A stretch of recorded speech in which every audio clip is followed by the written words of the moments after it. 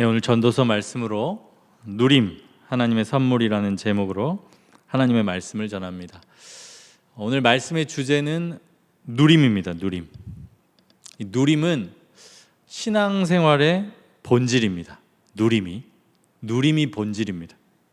그러니까 이 누림이 있어도 되고 없어도 되는 것이 아니고 우리 신앙생활에는 이 누림이 반드시 있어야 합니다.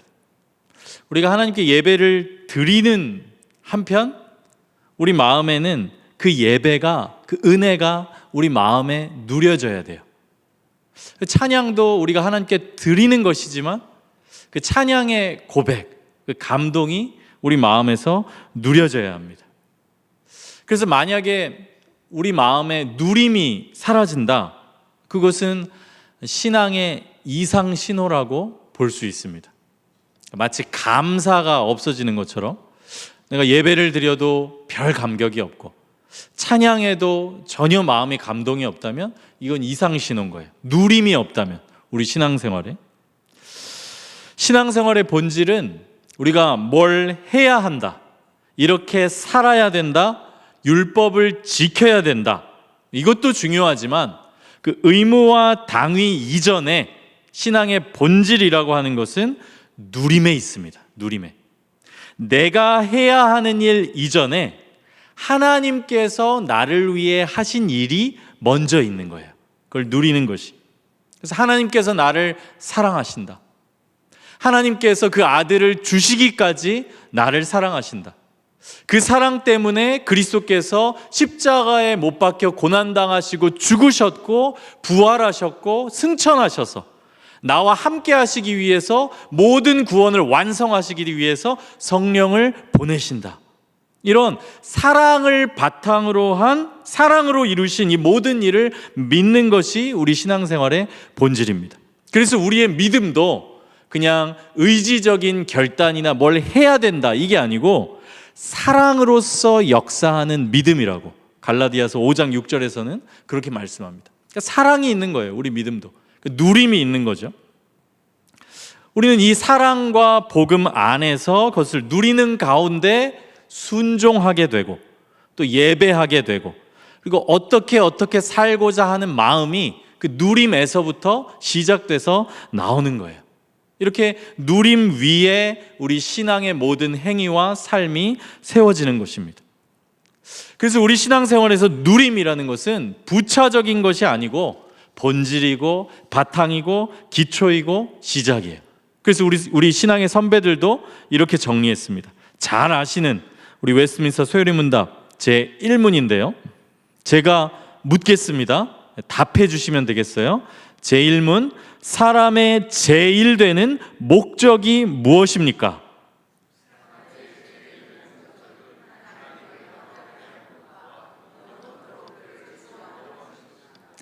아멘이시죠? 영원토록 그를 즐거워하는 거예요. 사람의 제일 되는 목적이 뭐 하는 게 아니라, 뭘 드리는 게 아니라 먼저 그 하나님을 알고 하나님을 영원토록 즐거워하는 것이라고 분명히 말씀해요. 이렇게 우리 신앙의 선배들은 성경의 그 제일 되는 목적을 성경 중심으로 이렇게 정리했어요. 그리고 우리가 그렇게 하나님을 즐거워할 때 그게 하나님을 영화롭게 하는 것입니다. 그래서 오늘 본문이 바로 이 누림에 대해서 말씀하고 있어요. 오늘 본문은 특별히 이 누림을 우리들과 너무 친숙한 주제인 재물 그리고 소유와 관련시켜서 이 누림에 대해서 말씀하고 있습니다. 오늘 설교의 요지를 먼저 말씀드리면 이렇습니다. 행복은 소유가 아닌 누림에 있다. 누림 중에 누림은 하나님, 그분 자체를 누림이며 능히 누리게 하시는 하나님 안에서 다른 모든 것들을, 우리에게 주신 모든 것들을 누리는 삶이 회복된다. 이게 오늘 제가 말씀드리고 싶은 설교의 요지. 행복은 소유가 아닌 누림에 있고 누림 중에 누림은 하나님 자체를 누림이고 그 하나님을 누릴 때 하나님 안에서 우리에게 주신 모든 것을 누리는 삶이 회복된다는 것입니다. 먼저 첫째로 행복은 소유가 아닌 누림에 있습니다. 행복은 소유가 아닌 누림에 있어요. 많은 사람들이 착각합니다. 물질이 있어야 누릴 수 있다. 누림이란 부유해야 가능하다. 그러니까 소유가 곧 누림인 것으로 착각하는 거예요. 소유가. 그러나 지혜자는, 전도서는 그렇지 않다고 말씀해요. 지혜자는 소유와 누림이 다르다. 그리고 참된 행복과 만족이라는 것은 소유가 아니라 누림에 있다고 말씀을 합니다. 네, 정말 그래요. 우리는 단순히 부나 물질을 소유한다고 해서 그것이 곧바로 누림의 삶으로 이어지는 것이 아니라는 것을 기억해야 됩니다. 예를 들어서 어떤 사람이 큰 집이나 넓은 땅을 법적으로 소유할 수 있습니다. 그럼 법적으로 소유하면 그 사람 것이죠. 소유권이 그 사람에게 있는 거예요. 소유했어요. 그러나 단지 그 재산들을 소유했다고 해서 그 재산이나 물질을 통해서 하나님께서 주시는 복락을 그 사람이 반드시 누리냐? 그게 아니라는 거예요. 아닌 경우들 많이 보지 않습니까? 전도서에서는 그 반대의 경우가 있다고 분명히 지적해요. 전도서 5장 13절에 보시면 소유주가 어떤 재물을 자기에게 해가 되도록 소유하는 경우가 있다고 말씀합니다. 그러니까 소유는 했는데 누리지 못하는 거예요. 주위에서도 많이 볼 수 있죠. 재산 때문에 자녀들이 서로 원수가 되거나 다투거나, 그럼 그건 해가 되도록 소유하는 것입니다. 그리고 돈 때문에 관계가 파괴되기도 해요. 이런 모든 것이 소유와 누림이 바로 연결되는 건 아니라는 것을 우리에게 말씀해 줘요. 반면 어떤 사람이 뭔가를 내가 내 것으로 소유하지는 못한다고 하더라도 그것을 충분히 누리는 경우도 많이 있어요. 뭘 가지지 않아도, 돈이 많지 않아도 누리고 만족하는 삶이 가능하다는 거예요. 그리고 사실 생각해 보면 이 땅에서 진짜 가치 있는 것들, 그걸 누림으로써 참된 만족을 얻는 것들은 대부분 돈으로 살 수 없고 누군가가 소유할 수는 없는 것들이에요. 여러분, 관계를 누가 소유할 수 있습니까? 하나님이 주시는 하나님과의 관계를 돈으로 사거나 어떤 사람이 소유할 수 있습니까? 우리 주변에 있는 거 생각해 보면, 여러분, 자연을 내가 돈을 주고 사거나 내가 소유할 수 있어요? 부산의 이 아름다운 바다를 내가 다 소유하거나 내가 돈 주고 살 수 있습니까? 아니에요. 생각보다 굉장히 가치 있고 우리에게 만족을 주는 것들은 돈을 주고 사거나 내가 그걸 소유할 수 없는 것들이에요. 관계, 하나님과의 관계도 마찬가지고요. 자연, 이런 것들이 그렇습니다. 이렇게 소유와 누림이 다르다는 거예요. 다르다는 거예요. 그리고 부나 물질은 상대적이죠. 그렇죠? 상대적이란 말은 이걸 하나님께서 모든 사람에게 다 많이 주시지는 않으세요. 받는 사람이 있고 많은 사람이 있고 더 적은 사람이 있어요. 근데 누림의 경우에는요, 오늘 말씀에도 보면 하나님께서 능히 누리게 하시는 자들은 다 누리게 하세요.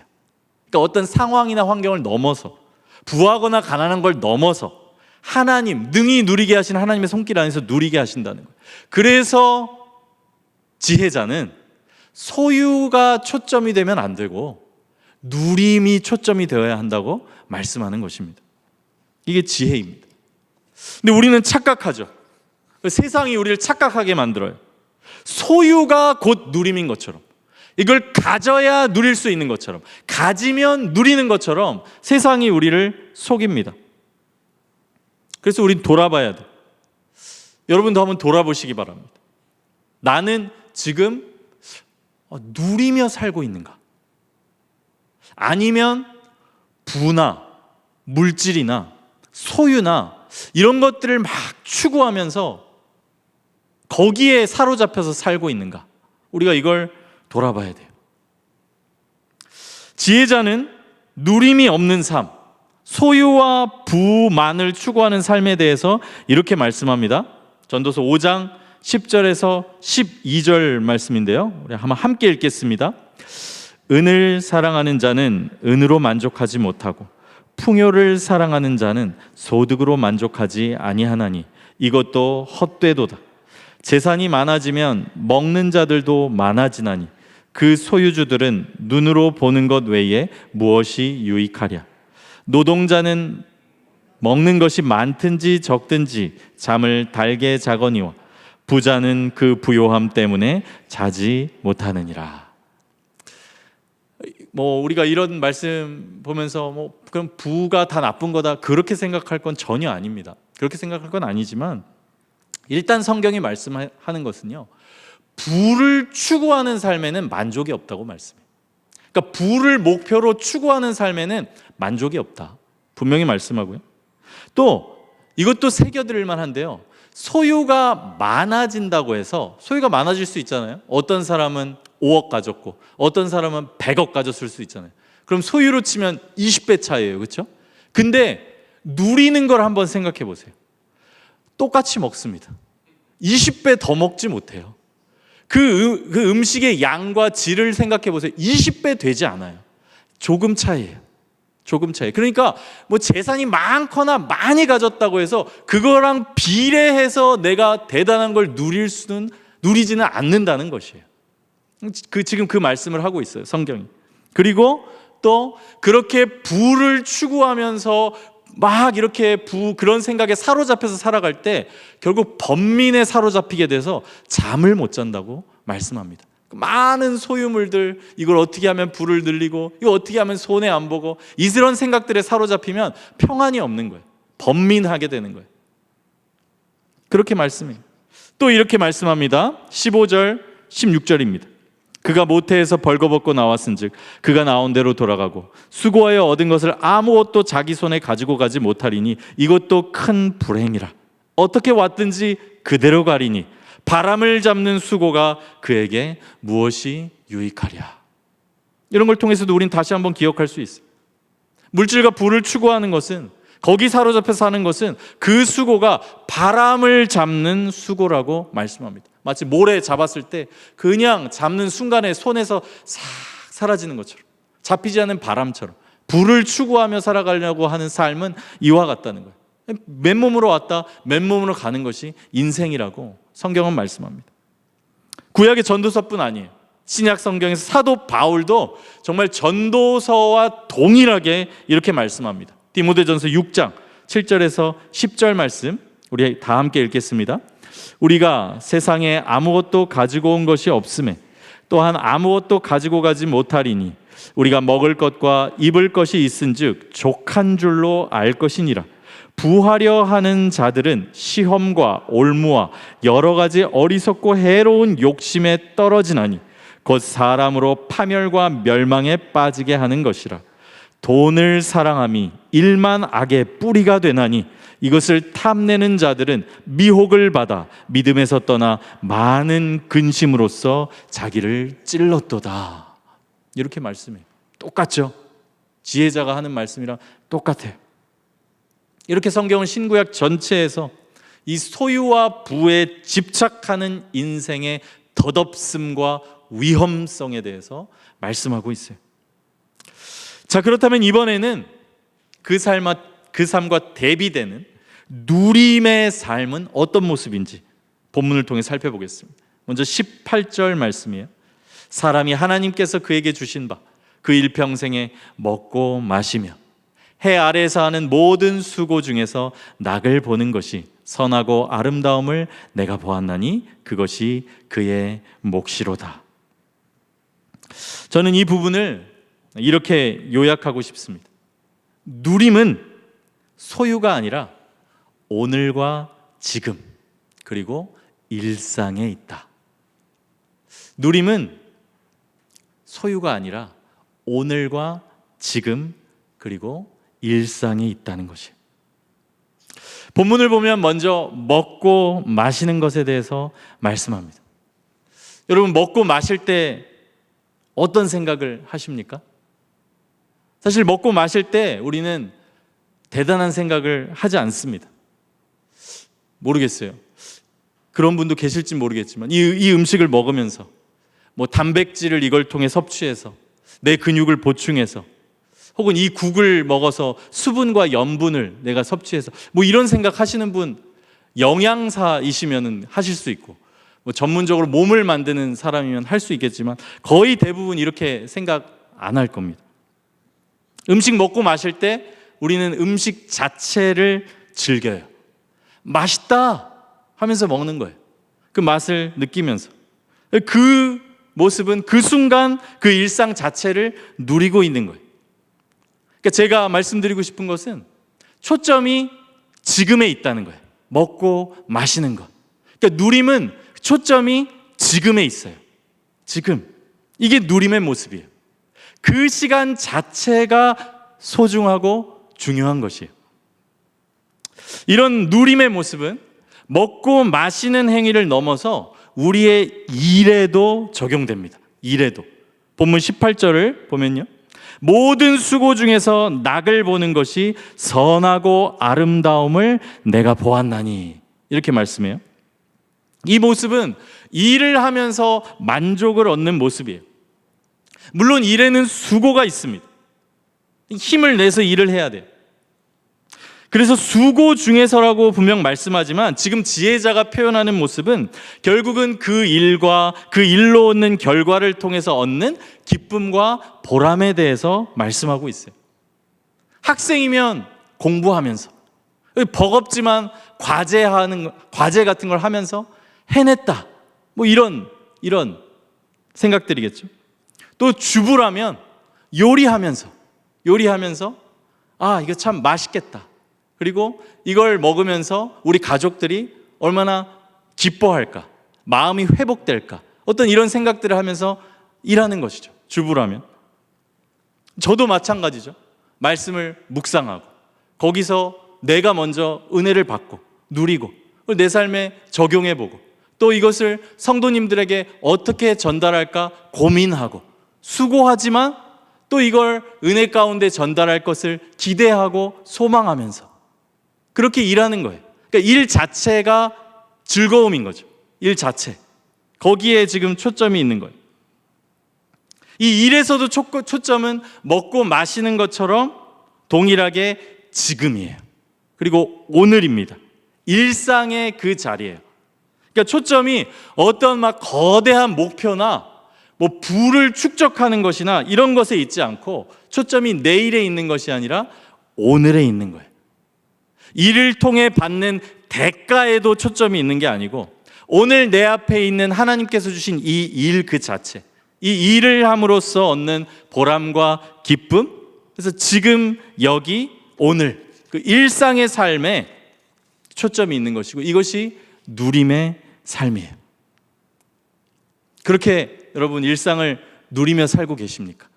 먹고 마실 때 즐거워하고 앞에 있는 사람과 대화하고 내가 하는 일에서 누리면서 우리들 모두에게 이 삶의 모습이 회복되길 바라는 마음으로 우리 한번 18절 다시 한번 함께 읽어보겠습니다.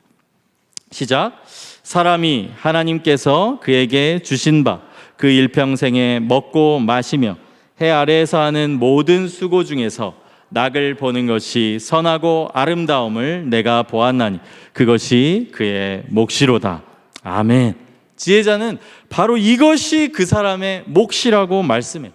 미래에 얻을 대단한 것, 내가 축적해 놓은 어떤 것이 아니라 오늘 지금 누리는 일상과 나에게 주어진 그 일, 그걸 하면서 기쁨과 보람을 얻는 것이 그 사람의 몫이고 이건 누구도 빼앗아갈 수 없습니다. 지금 누리는 삶이 각자의 몫입니다. 두 번째로 이 누림의 삶은 오늘을 누릴 뿐 아니라 이제 내가 가진 모든 것을 누리는 삶이에요. 그리고 이 누림을 다르게 표현하면 만족입니다. 만족. 내게 주신 것이 충분하다, 감사하다, 너무 좋다 이렇게 고백하는 거예요. 그렇다면 이런 누림과 만족의 삶을 가능하게 하는 것은 무엇일까요? 19절은 이렇게 말씀합니다. 함께 읽겠습니다. 또한 어떤 사람에게든지 하나님이 재물과 부요를 그에게 주사 능히 누리게 하시며 제 몫을 받아 수고함으로 즐거워하게 하신 것은 하나님의 선물이라. 아멘. 19절 말씀을 보면 우리에게 누릴 것을 주시는 분도 하나님이시고요, 그 주신 것을 능히 누리게 하시는 분도 하나님이신 것을 우리가 볼 수 있습니다. 그러므로 우리에게 주신 모든 것이 하나님의 선물이고요, 그 선물로 만족하고 누리는 것도 하나님께서 능히 누리게 하셔야 가능합니다. 그러니까 받는 것도 하나님께 받고 그걸 누리는 것도 하나님으로 가능한 것이에요. 그래서 지혜자는 이 누림의 삶과 만족의 삶이 결국 하나님 안에 있다는 것을 강조하면서 이렇게 말씀합니다. 전도서 6장 2절에서 3절인데요, 여기 보면 참 안타까운 그림이 나와요. 다 하나님께 달려있다는 걸 보여줍니다. 어떤 사람은 그의 영혼이 바라는 모든 소원에 부족함이 없어 재물과 부요와 존귀를 하나님께 받았으나, 다 받았습니다. 그러나 하나님께서 그가 그것을 누리도록 허락하지 아니하셨으므로 다른 사람이 누리나니 이것도 헛되어 악한 병이로도. 사람이 비록 100명의 자녀를 낳고 또 장수하여 사는 날이 많을지라도 그의 영혼은 그러한 행복으로 만족하지 못하고 또 그가 안장되지 못하면 나는 이르기를 낙태된 자가 그보다는 낫다 하나니. 여기 보면 모든 걸 다 받았지만 누리도록 허락하지 아니하셨다. 그의 영혼은 자녀나 장수의 복, 그러한 행복으로 만족하지 못한다, 이렇게 말씀해요. 아무리 많은 걸 소유하고 사람들이 부러워할 만한 복이 있더라도 그 복을 누린다는 것은 그 복이 그 사람한테 있고 소유했다는 그 겉모습이 아니라 결국 하나님께서, 하나님과의 관계, 하나님이 누리게 하시느냐, 여기에 있다는 것이에요. 그러므로 이제 오늘 말씀의 마지막은 처음 말씀드린 부분으로 돌아옵니다.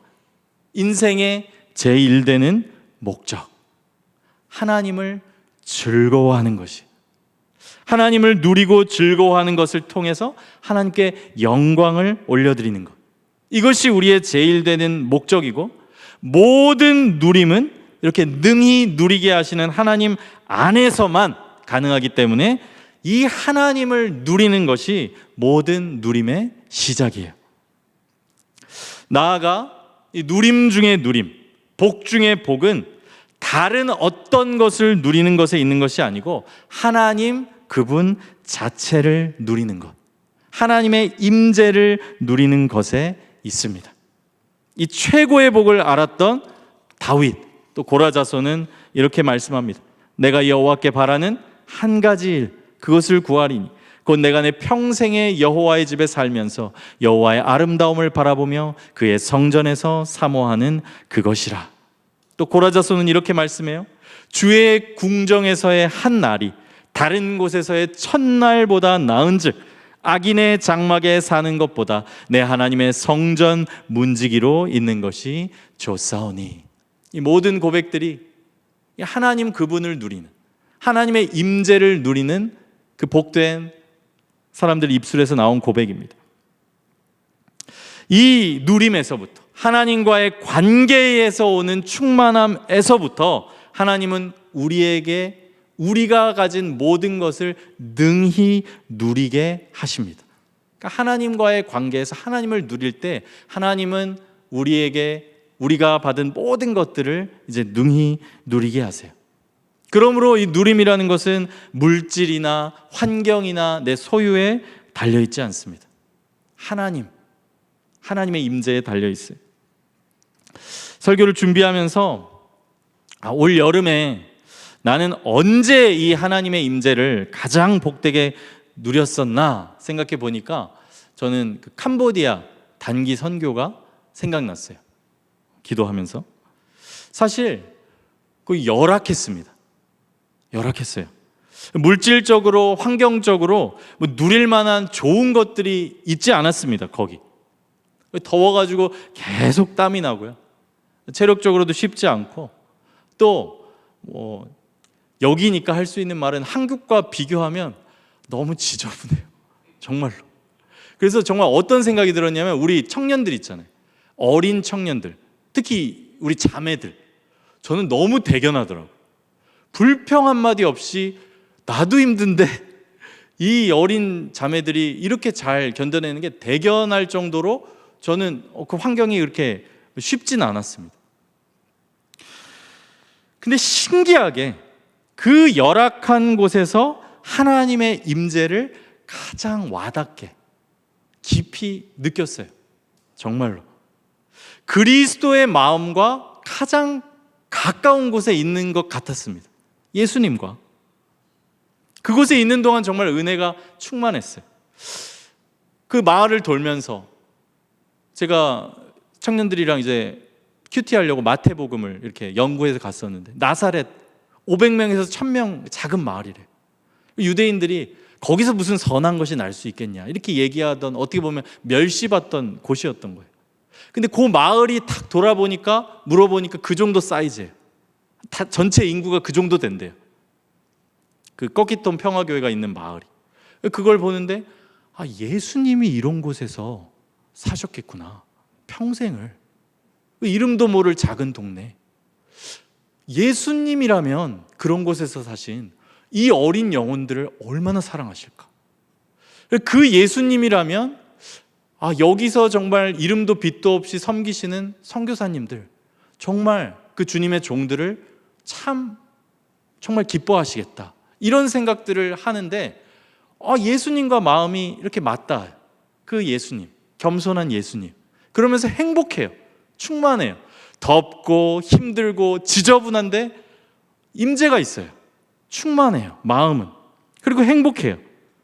그래서 떠날 때 되면, 물론 집에 가는 게 또 기다려지기도 했지만 그래도 아쉬워요. 왜냐하면 그 임재라는 게 있거든요. 예수님의 마음이 거기 있으니까.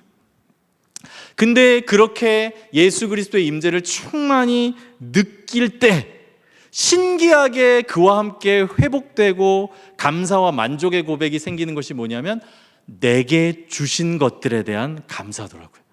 내게 주신 것들. 꼭 그게 비교해서 그게 좋아서가 아닙니다. 예수님과 충만한 그 임재 가운데 있으니까 내게 주신 곳, 나를 거하게 하신 곳, 내가 섬기게 하신 곳, 나의 가정, 이런 것들이 감사한 거예요. 그게 새롭게 회복되는 거예요, 내 마음에서. 그러니까 누리게 되는 거죠. 능히 누리게 하시는 거죠. 하나님과의 임재가 회복되면서. 그러면서 참 그런, 이따 또 기도회 전에 함께 고백할 텐데, 그 찬양의 고백, 은혜라는 찬양 다 아시죠? 내가 누려왔던 모든 것들이, 내가 지나왔던 모든 시간이, 내가 걸어왔던 모든 순간이 당연한 것 아니라 은혜였다는, 이런 고백들이 정말 단순한 비교가 아니라 그 하나님의 임재가 회복되는 가운데 나의 삶 가운데 하게 되더라는 것이에요. 다시 한번 깨닫게 돼요. 하나님의 임재가, 예수 그리스도의 임재가 복 중에 복이구나. 그리고 하나님의 임재가 내 안에 회복될 때 나에게 주신 모든 것을 하나님은 그 안에서 능히 누리게 하시는구나. 감사하고 만족하게 하시는구나. 그래서 이 회복이 있을 때 우리의 삶에는 기쁨이 회복됩니다. 그게 마지막 본문 20절이에요. 우리 한번 함께 읽겠습니다.